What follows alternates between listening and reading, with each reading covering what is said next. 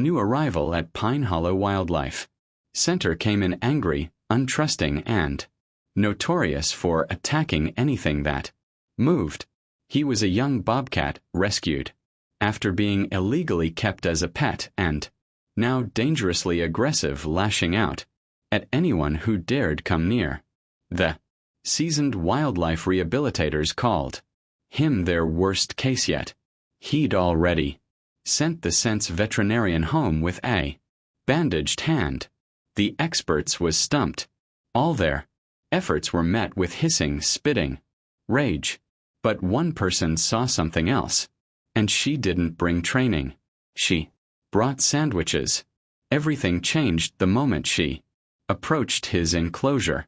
What happened next would not only melt hearts but redefine what it means to earn the trust of the wild. Before we start, hit the like button and make sure to subscribe if you haven't, and hit that notification bell so that you won't miss any new stories. The metal carrier shook violently as it was unloaded from the animal control van, accompanied by the most ungodly sound somewhere between a chainsaw and a demon sneeze. Inside was 20 pounds of pure, unadulterated fury wrapped in spotted fur. "Sweet mother of pearl," exclaimed Frank Morrison, the head wildlife rehabilitator at Pine Hollow Wildlife Center, jumping back as a paw shot through the carrier's air holes, claws gleaming like miniature sides. This. What incarnation did they bring us this time? Officer Rodriguez wiped sweat from his brow despite the cool October morning. Bobcat, young male, maybe 8 months old. Some knucklehead in Portland thought it would make a cool pet, kept it in their apartment until it destroyed their couch, their curtains, and nearly took off their neighbor's finger. Frank groaned. These were always the worst cases. Wild animals raised by humans who had no business keeping them, then abandoned when reality hit harder than a 2x4 to the face. The animals ended up confused, aggressive, and unable to survive in the wild. "Did they at least give you a name?" Frank asked, pulling on his thick leather gloves. "They called him Fluffy," Rodriguez said with a straight face. Frank stared at him. "Fluffy? They named a bobcat Fluffy." "I know. I've already filled out the paperwork for a name change." "Put down Moose." "Music. Moose." Frank raised an eyebrow. Rodriguez shrugged. "Look at the size of those paws. He's going to be huge. Plus, when we tried to transfer him at the apartment, he charged like a bull. Moose seemed fitting." Another violent shake of the carrier punctuated the conversation, followed by what could only be described as the sound of pure, concentrated hatred. "Well, Moose it is," Frank muttered. "Let's get him into quarantine and somebody better warn the new volunteers. We've got ourselves a spicy one."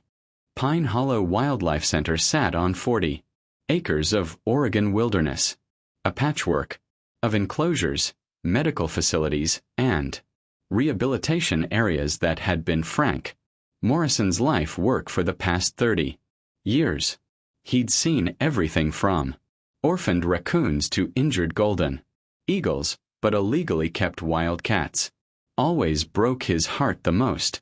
As Frank and his team carefully transferred Moose into the quarantine enclosure, a process that involved a lot of creative maneuvering and even more creative cursing, word spread quickly among the staff. "Did you see the new bobcat?" whispered Sarah, a veteran volunteer to the group gathered in the break room. "Frank says he's meaner than a hornet's nest in July." "Meaner than Duchess?" asked Tom, referring to the facility's notoriously grumpy great horned owl. "Makes Duchess look like a Sunday school teacher," Sarah confirmed. "Apparently, he tried to take Dr. Peterson's thumb off through the carrier door during the health check." Dr. Margaret Peterson, the Sense Veterinarian walked in just in time to hear this, holding up her bandaged hand. Tried nothing. He succeeded in getting a good chunk. That cat's got trust issues. Bigger than my student loans. The break room erupted in nervous laughter. Everyone knew that animals with severe behavioral problems were the hardest to rehabilitate. Sometimes, despite their best efforts, these animals never recovered enough to be released or even to live peacefully in captivity. Where's that new volunteer? Frank asked, poking his head into the break room. The one who started last week? Ellie. Sarah looked around. I think she's cleaning the Songard aviaries. Good. Keep her away from the quarantine area.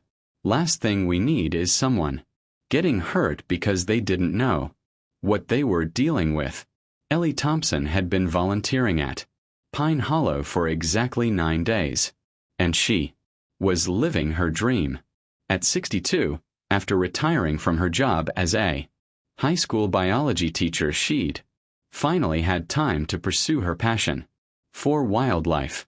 She'd grown up on her grandfather's farm in rural Oregon, where she'd spent countless hours rescuing baby birds and nursing injured rabbits back to health. She was methodically cleaning the finch enclosure when she heard the commotion near quarantine.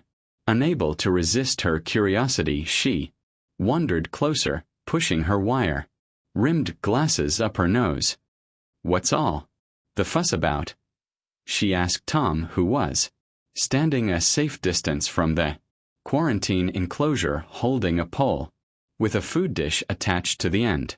New Bobcat, Tom said grimly. Completely feral. Won't let anyone near him. I'm trying to slide his food in without losing any fingers. Ellie peered through the double fencing. In the far corner of the enclosure, pressed against the wall, was the most pitiful sight she'd ever seen. The bobcat, moose she'd heard them call him, wasn't the fierce predator she'd expected. He was skinny despite his large frame, his coat dull and patchy, but it was his eyes that caught her attention. Behind all that fury was pure, undiluted fear. Poor baby, she murmured. Tom snorted. Baby. That baby has tried to attack everyone who's come within 10 feet of his enclosure. Frank had to use a catchpole just to change his water. But Ellie wasn't listening. She was watching Moose's body language. The way his ears flattened, not in aggression, but in terror. How his pupils were dilated with stress. The defensive crouch that spoke of an animal who'd learned that humans meant pain. He's not mean, she said softly. He's scared out of his mind. Tom finally managed to slide the food dish into the enclosure and quickly withdrew the pole. Yeah, well, scared or not, he's dangerous. Frank says nobody goes in there except him and Dr. Peterson, and even then, only when absolutely necessary. Ellie nodded absently, but her mind was already working. In her teaching career, she dealt with plenty of problem students who just needed someone to see past their defenses.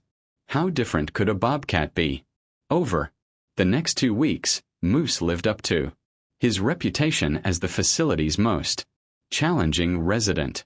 He refused to eat unless the enclosure was completely empty of humans. He destroyed every enrichment toy they tried to give him. He sprayed urine on anyone who came too close to the fence. Dr. For Peterson's attempts to sedate him for a proper medical exam resulted in a comedy of errors that left the entire medical team exhausted and Moose still unexamined. I've been doing this for 30 years, Frank told his wife over dinner, and I've never seen an animal so completely shut down. It's like he's decided that if he's angry enough, we'll all just disappear. But Ellie had been watching. Every day, she found excuses to walk past the quarantine enclosure. She noticed things others missed. Moose's aggressive displays were always preceded by a small whimper. How he watched the other volunteers with something that looked almost like longing when they interacted with the other animals. How he carefully avoided stepping on the one toy he hadn't destroyed, a small stuffed mouse that he'd hidden under his sleeping platform. One afternoon, while everyone was at the weekly staff meeting, Ellie made a decision that would have gotten her immediately banned from the facility if anyone had known. She grabbed a bucket of cleaning supplies, her legitimate reason for being in the area, and quietly approached Moose's enclosure. "Hey, handsome," she said softly, settling herself on the ground about 5 ft from the fence. "Rough day." Moose's head shot up from where he'd been dozing, immediately launching into his standard threat display, hissing, spitting, and showing every one of his impressive teeth. Ellie didn't move. She simply sat there, humming softly under her breath, an old lullaby her grandmother used to sing. She pulled out a sandwich from her pocket and began eating it completely, ignoring the furious Bobcat. Moose seemed confused by this lack of reaction.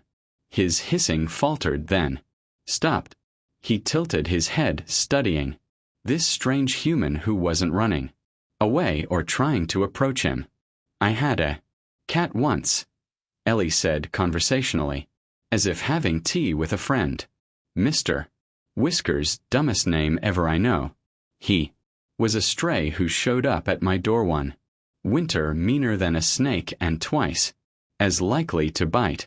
Took me 6 months of sitting on my porch, ignoring him while I ate my lunch before he finally decided I might be okay." She took another bite of her sandwich. Moose had stopped displaying entirely, now sitting in what could only be described as a bewildered pose. "The secret," Ellie continued, "was letting him come to me. Cats, big or small, don't like being forced into anything. They're like teenagers that way. The harder you push, the harder they push back." She finished her sandwich, stood up slowly, and gathered her cleaning supplies. "Same time tomorrow, handsome." As she walked away, she could have sworn she heard the tiniest, most uncertain chirp from behind her. Ellie continued her illicit lunch visits for a week, always careful to time them when the staff was busy elsewhere. Each day, Moose's reaction grew less violent. By day 3, he'd stopped hissing entirely. By day 5, he was sitting closer to the fence, though still maintaining a safe distance. By day 7, Ellie could have sworn he was waiting for her. It was on day 8 that everything changed. Ellie had just settled into her usual spot when she heard Frank's voice approaching. Panicking, she knew she'd be in serious trouble for being near the quarantine enclosure without permission. She did the only thing she could think of. She stood up quickly and pretended to be cleaning the outside of the enclosure fence. "Ellie." Frank's voice was sharp. "What are you doing here?" "Just cleaning," she said, trying to sound casual. Noticed the viewing area was getting a bit grimy. "This is a restricted area," Frank began, then stopped. His eyes widened. "Ellie, don't move." That's when she realized her mistake. In her haste to stand up and grab the cleaning supplies, she'd gotten too close to the fence. Her back was mere inches from the chain link, well within reach of Moose's claws if he decided to attack. She could hear Moose moving behind her, could practically feel Frank holding his breath. This was it. She was about to become another cautionary tale about why you always follow protocol at a wildlife center. Then she felt it. A gentle bump. Against her back. Right where it pressed. Against the fence. Then another, more insistent. What the? Frank's voice was barely a whisper. Slowly, carefully, Ellie turned around. Moose was pressed against the fence, rubbing his head against the chain link, exactly where her back had been. His eyes were half closed, and from his throat came a sound she'd never expected to hear from their problem bobcat. He was purring. He's asking for scratches. Dr. Peterson's voice came from behind Frank. Neither Ellie nor Frank had heard her approach. Too stunned by what they were witnessing. Moving as if in a dream, Ellie slowly raised her hand to the fence. Moose immediately pressed harder against it, positioning his chin just so. The moment her fingers made contact with his fur, the purring intensified to a volume that seemed impossible for an animal his size. "I'll be damned," Frank muttered. For 5 minutes nobody moved. Ellie scratched Moose's chin, cheeks, and forehead through the fence while he purred like a diesel engine, occasionally chirping when she hit a particularly good spot. When she finally tried to pull her hand away, Moose did something that would become his signature move. He gently tapped her hand with his paw, pulling it back to the fence. Did he just? Dr. Peterson couldn't finish the sentence. He did. Frank confirmed. That bobcat just asked for more scratches. News of the moose miracle, as the volunteers dubbed it, spread through Pine Hollow like wildfire. Frank immediately called an emergency staff meeting where Ellie had to explain her unauthorized visits. "You could have been seriously hurt," Frank said sternly. "Protocol exists for a reason." "I know," Ellie said, properly chastened. But Frank, he was so scared. I could see it. He didn't need more people being afraid of him. He needed someone to show him that not all humans are threats. Dr. Peterson leaned forward. "While I can't condone the breach of protocol, I have to admit the results are remarkable. In 20 years of working with wildlife, I've never seen such a dramatic behavioral shift." "So what do we do now?" Sarah asked. Frank was quiet for a long moment. "We proceed carefully. Very carefully. Ellie, you're now officially assigned to Moose's care team, but you follow every safety protocol to the letter. We'll start with supervised fence interactions and see how he responds." What followed was the most remarkable transformation anyone at Pine Hollow had ever witnessed.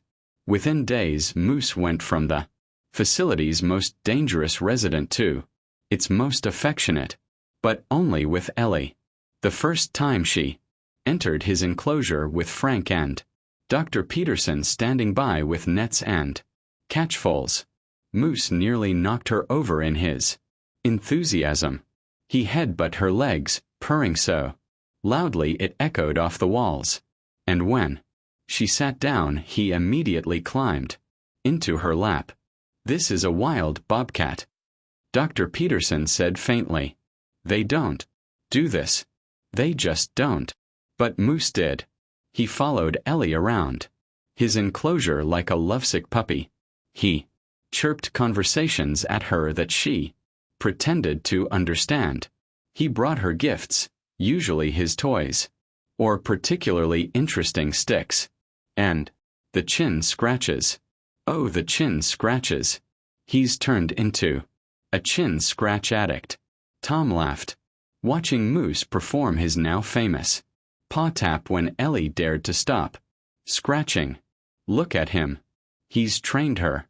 It was true. Moose had developed an entire system of communication centered around his need for affection. A single chirp meant hello. 2 chirps meant scratch my chin. A long drawn-out chirp meant you've been paying attention to other Animals and I'm jealous. The paw tap meant, why did you stop? I didn't say you could stop. But with this breakthrough came a heartbreaking realization. Moose's attachment to Ellie and, gradually to other humans meant he could never be released to the wild. A bobcat, who approached humans for chin scratches, wouldn't last long in nature. He's completely imprinted, Dr. Peterson explained during a team meeting. His illegal owners disrupted his natural development. In his mind, humans are his family, not his predators. Ellie felt tears sting her eyes. So, he's stuck here forever. Not stuck, Frank said gently. He'll live here, yes, but we'll make sure it's a good life. We're already working on plans for a larger enclosure. Something that will give him more space to be a bobcat while still allowing for the human interaction he needs. The new enclosure, funded by a social media campaign that went viral thanks to videos of Moose's chin scratch demands, was a bobcat paradise. 3 times the size of standard enclosures. It featured climbing structures, a pool, hidden den areas, and multiple viewing areas where visitors could watch Moose being a wildish bobcat. But the best feature, in Moose's opinion, was the special interaction area where Ellie spent part of each day.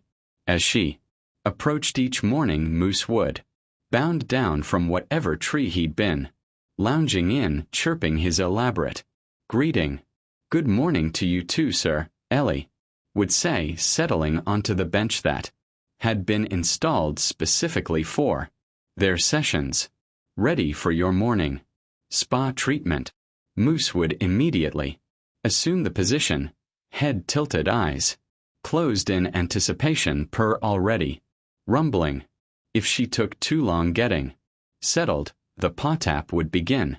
If she dared answer a phone call or get distracted, she'd receive an indignant chirp and a head, but that meant, excuse me, but I don't recall dismissing you. 6 months after his arrival, Moose had become Pine Hollow's biggest success story and most popular resident. School groups came specifically to learn about the dangers of keeping wild animals as pets, watching in amazement as the fierce predator demanded belly rubs from his chosen humans. He's still a wild animal, Frank would always emphasize during tours. He hunts. He marks his territory. He does all normal bobcat behaviors. But because of how he was raised, he also needs human interaction. It's not natural, and it's not what we want for any wild animal.